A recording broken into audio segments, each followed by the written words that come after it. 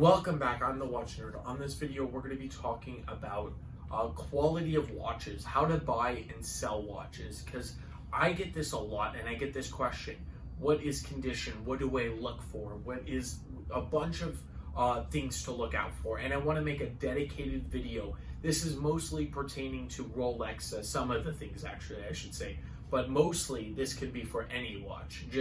I have a Rolex sheet here I'm going to show you and really what to look forward to and how much a service will cost, because you can A, go through a watchmaker, or B, go through an actual service center from Rolex. So we're going to talk about both of those when I do flip you around. But before I do so, I just want to keep announcing my Chanel chain giveaway. I'm going to be giving out the chain as soon as we hit 1,000 subscribers. So now, first turning ourselves around, this is an actual official Rolex servicing guide, what they tell you to estimate, because Rolex doesn't actually come back with your price until they actually fix it. But if you want to pause this, you can read each one, but I'm going to go through it pretty quickly. This is going to be a fast review.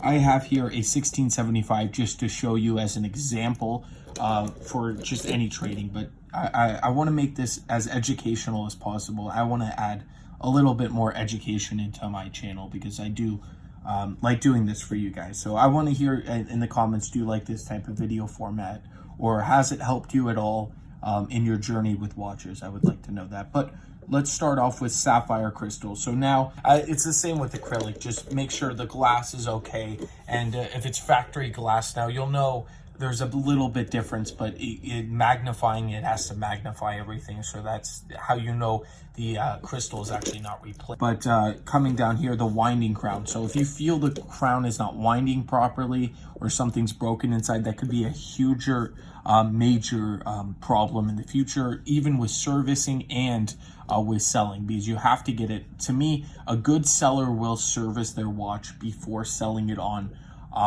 That should always happen. You don't want to go get a watch that was just polished that hasn't been serviced. So I always recommend buying a service piece. Now, if it's unpolished, that's a little bit different. I would never send an unpolished older piece to Rolex. That's a different ballgame. For modern pieces, yes, I would always do that.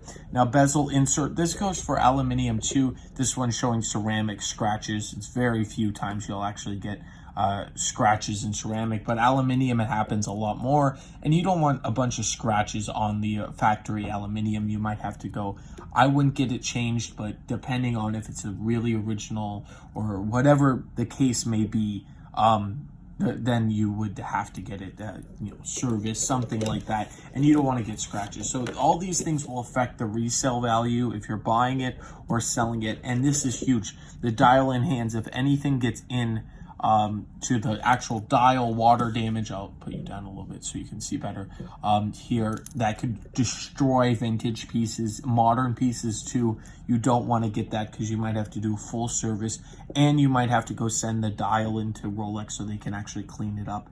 And lastly, the bracelet. This is more on vintage pieces, but also with more modern too, because you just want to make sure that bracelet doesn't flop. On Oyster, it pretty much stays, as you can see, very strong, but Jubilee, it's a bit different, and it does stretch. So you just want to make sure the stretching, all these things can add up in value very fast if you're a collector. And I just want to show you this to be aware, because this is a pre-owned Rolex sometimes can be a nightmare if you don't go with the right people, if you don't go with experts. It really can be. So I always recommend buying from a secure place, a place that is not just online.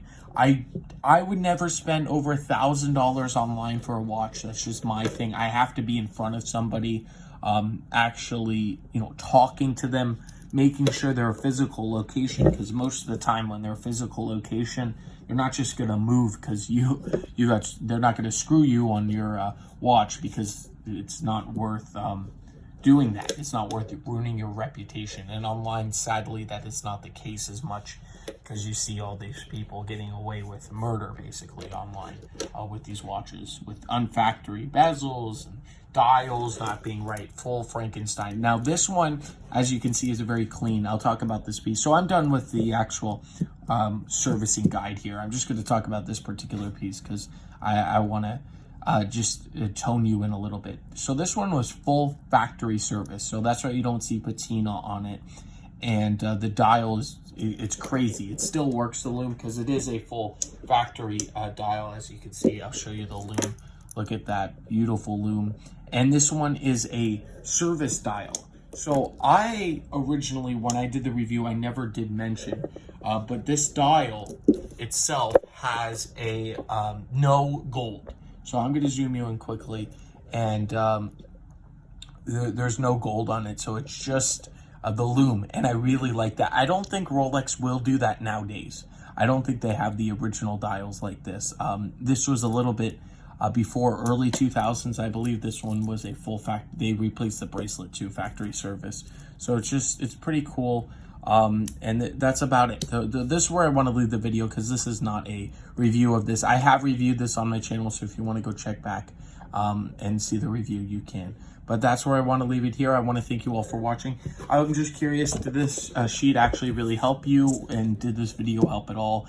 Just want to bring you a little more awareness at which watchmakers will look at, what people will notice when you're buying or selling a watch. These are really what you have to look out for. So that's where I want to leave it here. I hope you all have a fantastic day, and I will catch you in the next one.